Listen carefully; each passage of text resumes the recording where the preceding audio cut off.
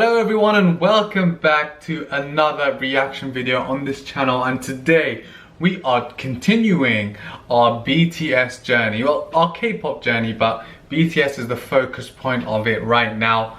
You guys gave great feedback on my original video. I didn't expect it to get as many responses or good responses as it did.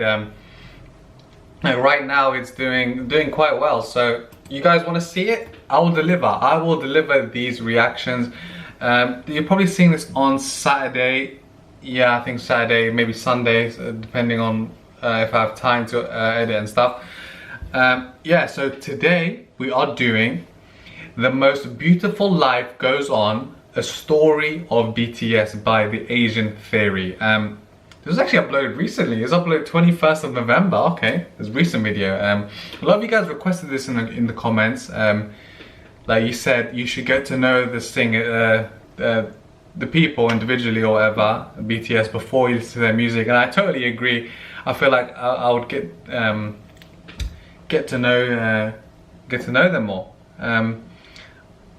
Gives me like a deeper connection to BTS, which I always like, having a deeper connection, like getting to know people, on like singers and stuff. Yeah, so we are doing The Most Beautiful Life. You guys told me to put the captions on. I think that's only for the music, but I'll put it on for this video anyway. Unless it's in English. Hopefully it is in English so I understand it. It's 30 minutes long as well, so it'll probably be split into two parts. You're probably watching part one right now, but don't worry, they're both uploaded on the same day, same time. It's just uploaded in separate videos. Without further ado, let me know in the comments below what else you guys want me to react to. I know you've put some songs down in the original video, but I just want to see, I'm sure more of you guys have come since then, and not all of you guys have commented, because a lot of viewers that came to that video, and I don't know how many that was from my original existing pool of subscribers. So make sure to hit the subscribe button, the like button, and let me know your guys' opinion in the comments below. I'm always curious to hear you guys, what you guys say, and I always respond to them, as you guys know from the last video. So yeah, we are going to get into this video. So yeah, the video is ready, so let's just jump straight into this. Start the timer. Today, everyone knows my headphones aren't plugged in. That's great. Alright, now they're plugged in, so let's just try this again. Yeah, let's try this again. Alright, we'll start it, go. Today, everyone knows the name. Okay, it's in English. Okay, good. They've been invited onto late night talk shows, they've shattered records, they've sold out stadiums, they've made it onto the big screen. Yep, they have. On my screen. That's the biggest of them all. These guys were, I'm joking. or at least haven't heard one of their songs. And if they don't, either they've been living under a rock or they're 100 years old. I do live under a substantial rock. But it wasn't always like this. Oh. And it all started with one man.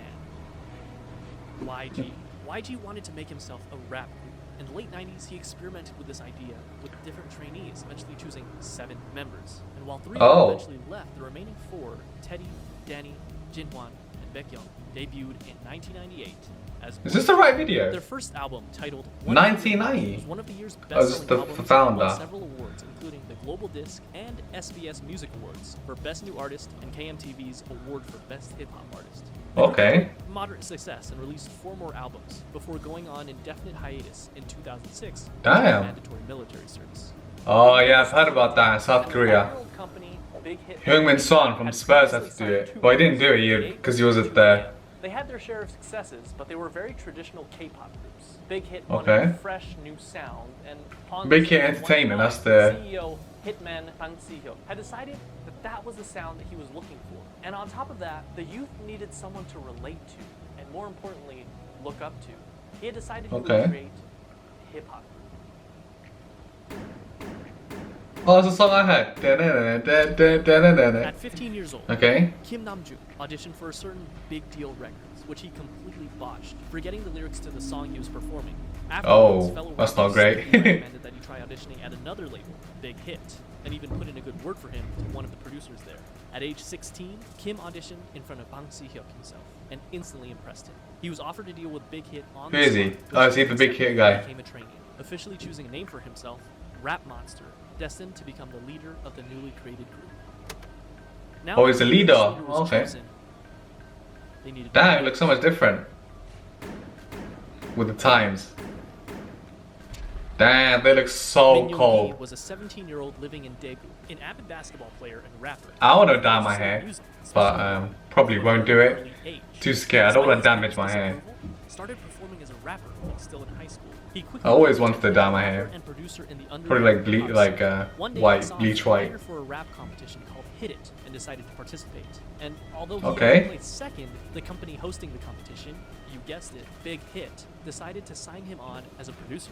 Hitman Bang spoke with him Okay. afterwards, convincing him to join a newly created hip-hop group. That's He him. told him to just focus on rap. Looks so different now. He wouldn't need to dance. He was lying. And just like that, the new group had a second member, known as Suga, a combination of the Suga. first two syllables of shooting guard, his favorite position in basketball. But Okay. they wouldn't stop there. Rappers were nice, but Big Hit actually needed a dancer. Oh.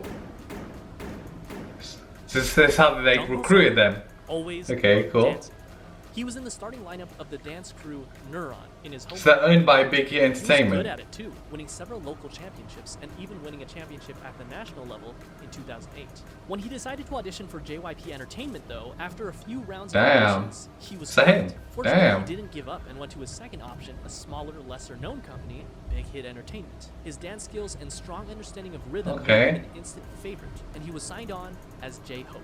Not only that, but they saw potential in him to become a rapper, which at this point he had little experience with. However, J-Hope Damn. felt that he wasn't a good fit and decided to leave Big Hit until RM convinced both J-Hope and Big Hit that the group wouldn't be complete without him. Okay, that's good. 아니 근데 형 항상 주말 후에 아니면 조우석 와서 시라고 했다. 멤버부터 믿고 간 거야. Is this reenacted? Or is this the exact moment? 나는 진짜 네가 Oh, wait. With the addition of J-Hope, the rap line was complete. Now they needed some singers. Okay. Now, just like how RM, an amazing rapper, I love this. I love this. They're all chosen as the good first at their member separate of the things. Rap line, it would only make sense that a legendary singer and dancer would be the perfect first member of the vocal line. But how can they attract him? A legendary one. When they're small at the time, how do they attract someone big? But Kim So-jin didn't have any sort of experience like that. Yeah, exactly. One What? day when he was walking on the streets of his hometown, Anyang, he was approached by a representative of SM Entertainment with an offer to work for the company. In typical Jin fashion, he never followed up with it because he believed it to be a scam. Apparently, Jin was a very good-looking guy. That's because very years much me. later, this time as a college student in Seoul, he was once again approached on the street. This time by an executive at Big Hit Entertainment. Are these real videos of them? Damn. He didn't sing, he didn't dance. He was at school to become an actor, and he decided to audition to become an actor. Big Hit, however, had different plans for him, and convinced him to become a vocalist for their new group. To do so, he literally learned to dance and sing starting from zero. But thankfully, Whoa. not without help from other vocalists. What? Oh, not without help. Okay. John Jung-kook initially had dreams of becoming a band Ah, that's impressive. but after seeing G-Dragon perform Heartbreaker on television, it influenced him to want to become a singer instead. Because of this, at only age 14, he decided to audition for the South Korean talent show, Superstar K. He didn't pass auditions, but this was just enough to catch the eye of not one company, not two companies, but 7 different companies. Damn! This included JYP, FNC, Woollim, Starship Entertainment, TS, Cube, and of course, Big Hit Entertainment. So, Never heard of Jung these, Kook, but given the choice of all these big companies, decide to go with the relatively smaller company, Big Hit. The answer. so literally all of these guys are thought, and I quote, from nowhere. RM was cool, so I wanted to sign with them. That brings the number of members to 5. So Big Hit Next took a member of chance. BTS How was did they just even know surprised to that find the Big Hit because dynamic Big would Hit was work? to find him, and it almost didn't happen. Oh. They look so different now. Kim Tae-young was always passionate about music, and it was always his dream to pursue it as a career. I think it's the dyed hair. I think if I dyed my hair, it'd look different as well. His parents being humble farmers. His father told him that if he was passionate about music, he should learn an instrument, and he did, spending 3 years practicing with the saxophone. One day, one of his friends decided to audition for Big Hit Entertainment when they were holding auditions in his hometown of Daegu. Taeyoung, being a good friend, came with him to keep him company. But when one of the team members in charge of the audition saw Taeyoung, he encouraged him to audition as well. With nothing to lose, no way. That day he was the only one in Daegu to move on to the next round of auditions, and eventually no became a trainer way. in Imagine. entertainment. They decided Imagine to he keep him didn't as go a with his surprise friend that because day. he wanted the None of other this would happen. members until his debut. In the same vein, Big Hit had him choose something mysterious for his stage name. He decided to go with a V for victory. Here seems like a nice round number to stop, right? 6 members for a new hip-hop group, 3 rappers and 3 vocalists. It seems like a complete group, but still Lucky number 7. something missing. Someone was missing. Someone that could take this already great group of artists and push it even further to achieve perfection. A powerhouse. Someone so naturally talented that they could stand out in a room full of already talented artists. This project that Big Hit had embarked upon needed a capstone. Wait, so were they performing at 6, or did they just stop? They made the group first and then Park Jimin was a all started at naturally 7? talented dancer. When he was in middle school, he attended a dance academy and continued to pursue dance at Busan High School of Arts, where he studied contemporary dance and was the top student in the whole modern dance department. Impressed by his raw talent, a teacher encouraged him to audition for Big Hit Entertainment, who were holding auditions in Busan. He was only 16 when he passed the audition and moved to Seoul to become a trainee. He was the final member of the group, and he also had 16. What's interesting to note is that the group feels very much ragtag because, in a sense, with the exception of Jimin, it was. RM and J-Hope only auditioned for Big Hit because they didn't pass their auditions with the first. Yeah, exactly. They're like, despite their amazing talent, it's like a true underdog story. Win the competitions they were in, but they started to Big Hit after the fact because Big Hit was small. Okay. V never even planned on auditioning and just decided to do it on a whim, and they just found Jin on the streets. But perhaps it was fate, because this was the group that they chose. And damn, that's interesting. Newly created Bangtan Sonyeondan, the Bulletproof Boy Scouts, or simply BTS, was 7. So when did they first perform then? They had the group, but they still needed the music. In early 2013, they set out to create some social media presence for themselves before officially debuting, posting song covers on both SoundCloud and YouTube, which you can still go watch today.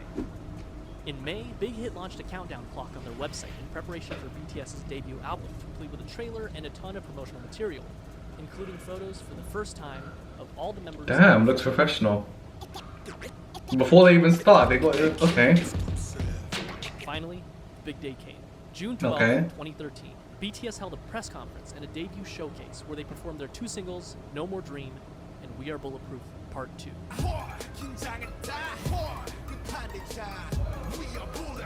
The same day, the Too Cool for School album, as well as the music video for No More Dream, were released. How did they do? How did they... The very next day, BTS performed the song again on their official debut stage on Mnet's M Countdown. This was the world's first taste of BTS. Commercially, the album didn't do extraordinarily well. The lead single, No More Dream, peaked at 124 in Korea, and the album sold only 24,000 copies during its first year. Oh, ranked 124. Okay. The first year wasn't all that great for BTS, but despite everything, people saw them. Their music videos though, nuts. That one I watched, and the ones I'm looking at right now, crazy. And their limitless potential. Good crazy, and as in. They were hot, of course.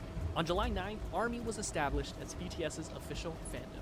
They made their comeback only 2 months later. ARMY, okay, that's what you guys were saying. ARMY will watch it. I was like, I'm guessing BTS ARMY, but ARMY's that like fan base. Okay, I didn't know that.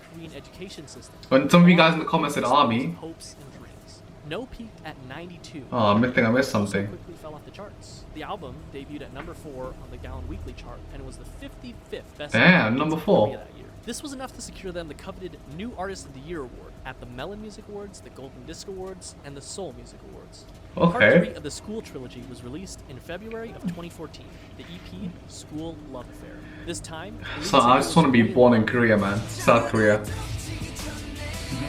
Or live there, or go there on holiday. And the other single being Just One Day. The album, as well as both singles, enjoyed moderate success, with the album topping the Gaon album chart, as well as making its first international appearance at number 3 on the Billboard World Albums chart. The album also marked their first distinctive change in theme, focusing more on school life and young love, as evidenced by their Boy in Love music video. They also held their first fan meetings with a crowd of 3,000 in Seoul. BTS was That's good. That is, until July. This is unfortunately a dark chapter in the lives of BTS and ARMY. That's right. American hustle life. I'm joking, of course, but they went to America. It was a reality show put together by Mnet that brought BTS to Los Angeles, where they had the unique opportunity to learn the true ways of hip-hop from the masters. And it was a pretty darn cringy opportunity, but an opportunity nonetheless. So what happened? Don't watch the Warren G version of Boy in Love. You've been warned. However, cringe and all, the trip proved fruitful for BTS, making connections, performing their first US concert for free in front of 200 fans. Oh, it was like their first appearance at KCON. The next month, in August, BTS released their first full-length studio album, Dark and Wild. The album featured 2 singles, Danger and War of Hormones. I feel like every time you listen to their music, you have to watch the video. That's how good it is. The album featured a marked shift. This guy in the middle, I think he's my favorite. Whoever this guy is in the middle, I think he's my favorite. He looks so techie when he came out of the ambulance. Is he V? I don't know. I know they look so different from their original pictures. I don't know. You guys tell me. Japan, Philippines, Australia, the US, Mexico, and many others. They also came out with their first Japanese album in December, Wake Up, featuring many Japanese versions of their songs, as well as original tracks Wake Up and The Stars, followed by a Japan tour and a solo concert in Korea. Oh, okay. Going global now. Although Dark and Wild got decent attention, they needed something different. They needed something that would shake things up. They got to work. So that dark time, like... When this album was produced, each member had a just that American TV show. They again changed their sound, from aggressive hip-hop to youthful, colorful styles. And not only their sound, but their image as well. This can be evidenced by their newest EP, Most Beautiful Moment in Life. Just by looking at the album cover, they ditched the dark colors and the bulletproof vest symbol that had become so synonymous with BTS, and replaced it with a simple white and pink background overlaid with the title. And then, they dropped the single that would change everything. I Need You. Okay. It was sentimental, it was hopeful, it was new. Just by looking at the music video, we can see that BTS has also ditched their punk bad boy image and replaced it with a more real, vulnerable, down-to-earth, and youthful feel. Yeah, more people can relate to that. Probably why they blew up. Billboard even more. One of the greatest K-pop songs of the decade. It charted at number 5 in Korea, and even led them to their first music show win on SBS MTV's The Show. And that wasn't all. They released their second single, Dope, on June 24th, which started off with a poignant line from RM. 어서 와. 방탄은 처음이지? Welcome. Is this your first time with BTS? And oh. You know what? For a lot of people, it was. In a way, their first studio album can be seen as their my first time has been a blast so far. And New School. In November, they came back with their follow-up EP, The Most Beautiful Moment in Life, Part 2, the second EP in what would be dubbed the Youth Trilogy, which featured the single Run. Look at these videos, man. Crazy. I guess they're like production team, like Big Hit Entertainment doing all this. But still though, it's crazy good. Suffering, depression, loneliness, society, and the stark and sometimes dark reality of life. Compare this with the far cry of the No More Dreams music video. It felt real. It was darker, grittier, more humble, more meaningful, and most importantly, RM lost his moment. More relatable. Run also connected narratively with their previous single, I Need You, and another video released in September titled On Stage Prologue. Okay. What would come to be known getting more as consistent the BTS now. Universe, or the BU, which would eventually combine music videos, short films, books, short stories, webtoons, and even a mobile game to create a cohesive story. And I won't go down this rabbit hole because there is a lot to digest. They have an actual game. That's mental. Hardcore Army. The same month, they kicked off their third. What does Army stand for? It's just Army. Stage tour where they performed songs from their 2 recent EPs, Part 1 and Part 2. And Part 2 was a hit, their biggest so far. It topped the weekly Gaon album and Billboard World Albums charts. And on Billboard, it stayed there for multiple weeks, the first Damn. American act to do so. It also appeared on the Billboard 200 albums chart.